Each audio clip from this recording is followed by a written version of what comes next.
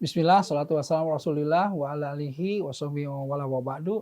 Salam yang terbaik, salam para malaikat kepada para calon penghuni surga. Semuanya insya Allah. Assalamualaikum warahmatullahi wabarakatuh.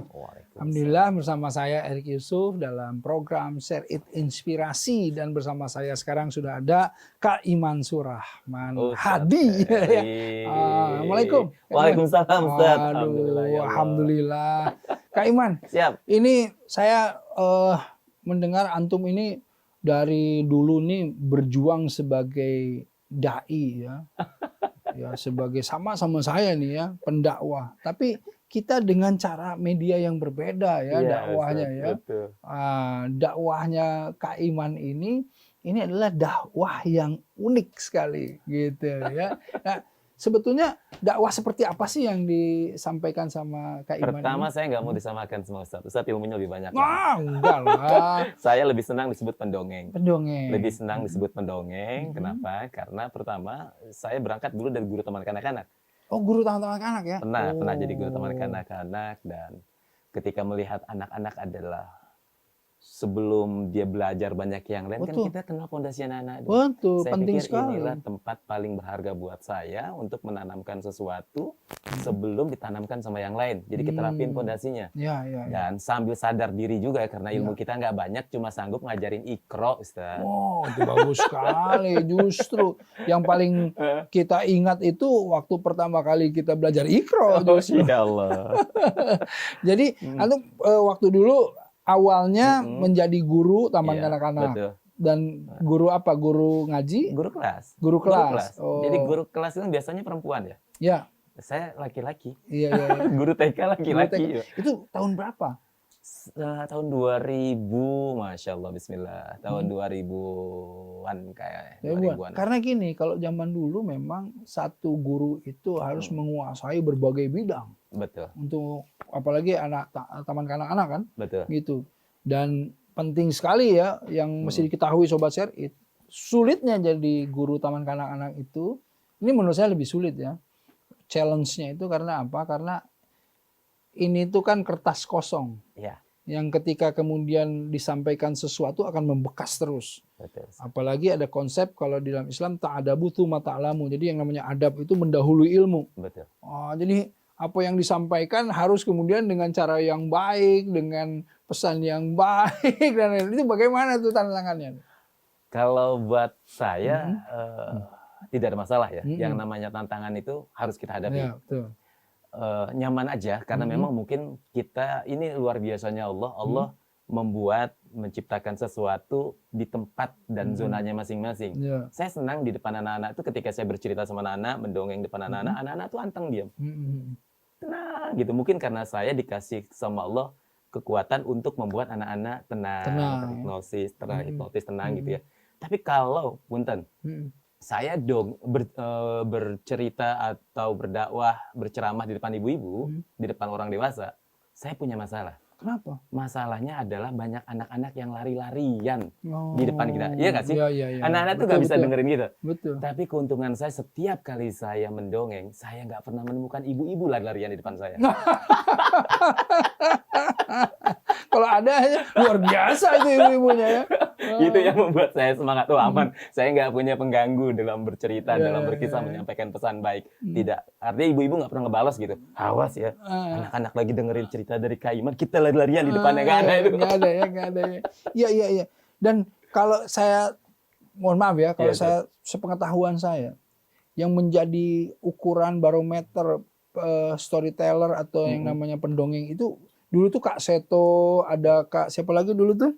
Ada Kak Kusumo. Kak Kusumo, kemudian yang boneka Tongki itu siapa? Kak Gatot Sunyoto. Kak Gatot Sunyoto, Tongki ya itu betul.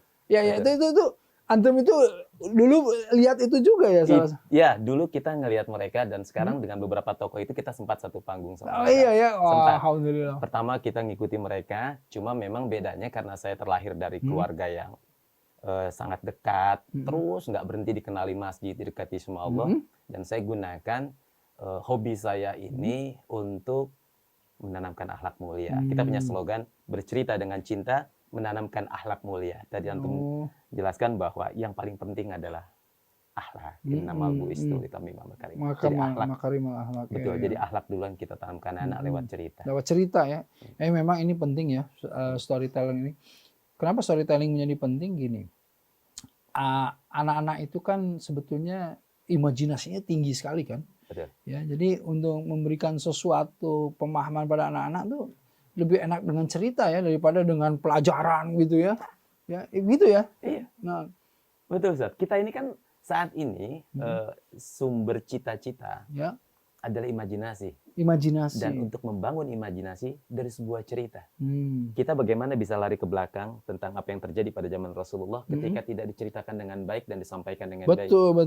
Kita bagaimana bisa mentadaburi apa itu surga, melihat surga, neraka dan lain-lain ketika tidak dijelaskan secara gamblang, nyata dan sungguh-sungguh dari dalam. Kalau kita cuma baca dalil saja, lalu buat orang-orang yang belum mengimani dalil tersebut, pakai dengan apa? Maka logika hatinya kita harus tembus lewat cerita, imajinasinya kita antarkan, sampai akhirnya pikirannya kita tuntun. Iya, betul. Saya sepakat Kak Iman ya. Artinya gini, dalam saya untuk mentadaburi ayat-ayat Quran pun kita tuh kan butuh imajinasi. Karenanya saya ingin setiap ketika kita mengaji itu perlu adanya imajinasi dari para jamaah itu. Karena kalau nggak ada imajinasi ya akhirnya flat aja gitu. Dan menurut saya storyteller yang paling dahsyat itu ya Allah ketika menceritakan masa lalu, sekarang dan yang akan datang. Nah, jadi ayat-ayat itu kan sebetulnya storytelling, sepertiganya itu kisah itu. Kisah masa lalu, kisah yang saat ini dan yang akan datang. betul. Gitu. Jadi kalau misalnya disampaikan kurang komprehensif ya dengan teknik-teknik yang penyampaian yang bagus, ya jadinya nggak terlalu seru kan gitu ya. Betul. Ya itu saya sering sekali gitu ya melihat gitu ketika seorang guru yang punya imajinasi yang bagus dengan teknik yang bagus, akhirnya si anak itu masuk terus ya gitu ya. Iya. Itu tuh antum sengaja bagaimana belajar itu semua tuh gimana tuh caranya tuh? Untuk tekniknya, terus body language-nya kan gitu ya. Ya, kalau anak-anak itu kan pertama yang dia mau menyampaikan sesuatu, anak-anak itu mendengarkan nasihat, menerima pesan, itu dia harus dengan cara yang menyenangkan, tidak ditakut-takuti, tidak ditekan atau diancam. Sholat, nggak sholat masuk neraka. Ini ancaman, ancaman kan. Maka lewat bercerita ini tidak ada itu. Nah, lewat bercerita kita buat dia senang. Bagaimana cara membuat anak senang? Pertama dilihat, wajah kita enak dulu dilihat. Setelah, nggak mungkin kita mau cerita, jangan deh, duduk rapi. Ustaz mau cerita, lari Ustaz. Ya kan? Udah males duluan. Udah males duluan, apalagi, ayo duduk, Ustadznya udah datang. Ayo duduk, nah, pendongengnya sudah datang. Wah, gitu. Itu dilihat. Setelah dilihat dia didengar. Didengar, ada intonasi yang turun naik, ada vokal suara yang berubah. Ayam sudah bangun teman-teman, ayo kita sholat subuh. Ini kan. Masya Allah. Setelah itu poin ketiga adalah bagaimana kita bisa menyampaikan pesan kita nyampe ke hati. Untuk bisa sampai ke hati, maka tidak bisa menyampaikan pesan itu lewat kepala atau lisan saja. Maka dari hati juga. Dari hati juga. Kita bisa mengungkapkan cinta ketika hati kita betul-betul mau mengungkapkan cinta. Maka sampaikan pesan itu ke anak-anak dengan hati juga. Maka anak-anak akan terima dengan hati.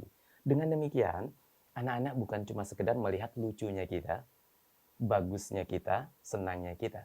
Tapi keluar dari situ, dia mau menjalankan apa yang pesan-pesan kita sampaikan. Bercerita itu pertemuan satu saat, sesaat saja, tapi akan diingat setiap saat. Kapan terakhir Ustadz mendengar cerita Malin Kundang? Tapi sampai sekarang masih ingat cerita itu. Dan kita tahu efek dari cerita itu. Atau cerita yang cukup masyhur juga tentang Kan'an. Atau tentang siapa yang dibakar karena durhaka sama ibunya.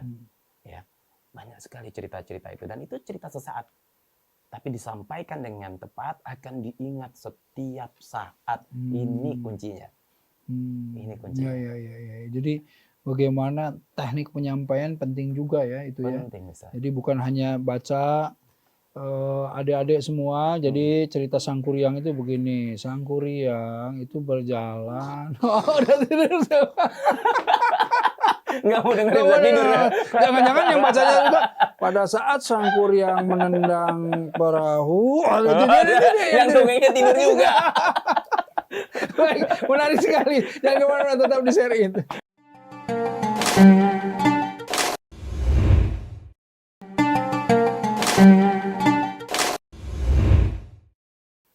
Baik, alhamdulillah nih Sobat Share It ya. Menarik nih Kak Iman ini. Nah pasti Sobat Share It juga berpikir, waduh saya juga pengen tuh jadi pendongeng gitu ya. Hah? Karena menarik sekali, gembira juga ya kalau misalnya melihat anak-anak gembira itu kan kita jadi gembira juga tuh pasti. Nah itu syarat apa sih yang harus membuat orang itu menjadi mumpuni jadi seorang pendongeng itu apa? Kalau saya melihat pendongeng itu sama sih seperti para penceramah ya, sama seperti orang-orang yang di atas orator, di atas mimbar. Cuma bedanya kita audiensnya saja. Syarat utama ya kita harus sayang sama anak-anak. Kita jangan ajak anak-anak masuk ke pikiran kita dengan kemauan kita, dengan cara kita. Karena anak-anak punya dunia sendiri, sehingga bagaimana caranya kita masuk ke dunia anak-anak. Jangan pernah masuk cerita dulu ke anak-anak sebelum anak-anak frekuensinya sama seperti kita. Oh gitu ya. Kita ada pengkondisian. Jadi sebelum cerita kita antar anak-anak untuk mendengarkan cerita kita. Misalkan kita mau cerita tentang bagaimana sakitnya siksa neraka gitu ya. Kita pegang api deh. Panas ya. Oh, ini dia sudah tahu dulu ada sesuatu yang yang baru apa kita namanya giring. trigger ya, Betul, dibuat. trigger. Pelan-pelan sudah satu frekuensi, sudah siap, baru kita sampaikan pesan yang mau kita berikan ke anak-anak. Tapi berarti antum itu mempelajari jiwa anak-anak ya, menggali terus seperti apa gitu ya. Iya, karena jangan-jangan nanti ada cross. Sampai sekarang jadi anak-anak terus. Iya, saya orang tua yang masih main boneka sih. Orang tua yang masih main boneka kayak itu ya. Dan saya di rumah karena memang setiap hari saya jumpa anak-anak kan. Di luar rumah saya jumpa anak-anak, di lokasi bencana ketemu anak-anak, di lokasi pengungsian ketemu anak-anak. Pulang ke rumah, saya juga ada di tengah 60 anak-anak kumpul bareng di rumah. Di rumah bikin yayasan. Ya. Di rumah kita buat kita nyebutnya rumah ceria. Rumah ceria. Ceria itu cerdas, riang, agamis. Anak-anak yang kita temukan di lokasi bencana alam, anak-anak yang korban konflik sosial, anak-anak yang memang yatim piatu. Kita siapkan rumah bagus buat mereka. Sebuah rumah yang ada kolam renangnya, ada flying fox-nya, Ustaz. Oh, ada flying fox juga. Ada ternak kambing, ada ternak kelinci. Dan ini murni rumah, tidak kita branding pesantren, tidak kita branding yayasan, panti atau yang lainnya, karena kita nggak mau anak-anak ini bebannya bertambah dengan branding yang tertanam di depan rumah mereka. Misalnya panti gitu ya. Jadi saya anak panti gitu ya. Ketika dia keluar, dia secara strata sosial dia jadi anak urutan nomor 2 di usianya. Main keluar anak panti ya. Enggak, ini murni rumah kita buat seperti villa gitu. Itu antum berjuang untuk membuat rumah ceria itu bagaimana ceritanya itu? Pertama saya hidup dari senyuman anak, Ustaz. Jadi ketika saya mendongeng bersama korporat atau lembaga-lembaga besar, itu saya membuat anak-anak tersenyum, tertawa, pulang, maaf ya, saya dapat kafal, dapat amplop tuh. Ya. Saya senyum, istri saya lebih senyum, anak-anak saya bahagia. Nah, terus tuh begitu. Tapi ternyata nikmat yang begitu luar biasa nggak akan membuat saya nggak adil buat saya kalau saya tidak merubah. Maka saya rubah. Apa yang saya rubah? Saya rubah bagaimana caranya saya tidak lagi hidup dari senyum anak-anak, maka saya harus bisa menghidupkan senyum anak-anak. Siapa yang harus saya hidupkan senyumnya? Anak-anak yang sudah Allah ambil, yang Rasulullah titipkan. Siapa yang ibunya tidak ada, ayahnya tidak ada, yatim kumpul di rumah. Kumpul di rumah ya. Itu antum dari referensi dari siapa atau kemudian ketemu langsung gitu, gimana? Ya, kalau di lokasi bencana pasti kelihatan ya, pasti jumpa. Terus berjalannya waktu akhirnya orang tahu bahwa tempat titipin kita, gitu. Ada yang nitip, bahkan ada yang ada yang waiting list ya. Dalam kandungan juga si ibu sudah nggak siap karena korban KDRT dan sudah mau bunuh diri dan lain-lain. Udah ini kita jaga. Oh gitu ya, antum menerima itu semua ya? Iya Ustaz, karena kan ada ceritanya itu bagaimana Rasulullah menerima anak yang hasil korban zina. Betul. Kita terus, terima semua. Bagaimana secara operasionalnya dan lain-lain itu? Hampir 80% dari mendongeng, Ustaz. dari mendongeng. Jadi 50% honor profesional kita sebagai seorang pendongeng itu buat anak-anak. Dan akhirnya karena ini jadi sebuah circle, jadi sebuah gerakan. Gerakan ini mau tidak mau menjadi magnet buat teman-teman yang punya visi sama, pendongeng yang punya keinginan sama. Akhirnya kita membuat sebuah lembaga yayasan Dongeng Ceria Manajemen. Yuk. Oh, jadi antum nggak sendirian sendiri mendongeng. Jadi sekarang banyak. Sekarang banyak. Dulu kan sendiri. Gitu. Karena kapal ini sudah sangat besar, saya pikir. Nggak bisa saya lari ke dak atas, lalu saya turun ke ruang kemudi, saya menaikkan layar, nggak bisa. Saya pikir ruang dakwah ini harus berbagi. Harus berbagi. Akhirnya kita berbagi peran, dan 50% honor teman-teman mendongeng sudah buat anak-anak. Jadi ketika teman-teman stakeholder atau siapapun mengundang Dongeng Ceria, secara tidak langsung sudah mereka menyumbangkan. sudah menyumbangkan anak-anak. Karena kita menjadikan profesi kita sebagai etalase buat anak-anak, supaya mereka hidup. Kita tidak menjadikan anak-anak kita etalase, sehingga sebaliknya. Jadi dari ini kan operasional besar ya, besar lah kan, apalagi berapa anak? Sekarang 60 ya, di satu titik ya. Ini ada berapa titik? Kita punya 3. Tuh, 3 titik. Total berapa itu? Itu. Jadi yang di NTT kita punya 1 lagi. Yang berapa titik? Berapa anak jadinya totalnya? Di atas 150-an ya. 150-an. 150 coba.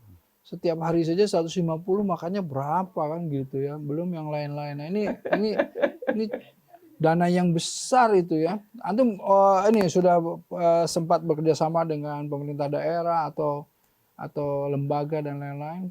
Ya, jadi kalau bicara besar Ustadz, bahkan ada beberapa lembaga zakat waktu itu yang sempat menanyakan ke kita, berapa biaya operasional? Saya bilang saya nggak pernah catat. Loh, kenapa? Ketika kita mau bantu harus jelas. Karena saya mengalir, saya bilang. Karena saya takut ketika catatan itu muncul, maka akan muncul angka yang sangat besar. Ketakutan saya apa?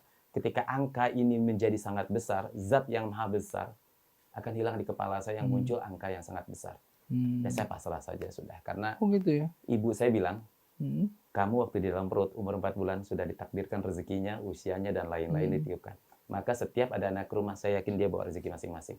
Saya nggak takut. Yang saya takutkan, Ustaz, bagaimana anak-anak setelah keluar dari rumah kita jadi apa mereka? Bukan persoalan makan.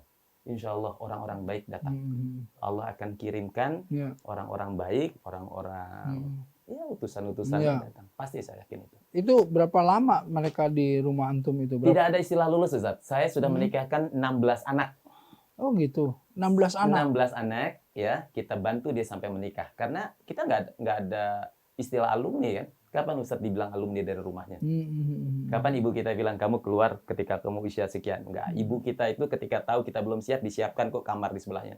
Disiapkan kok rumah. Bahkan dia punya tanah kosong, dibangunkan, kamu tinggal di situ.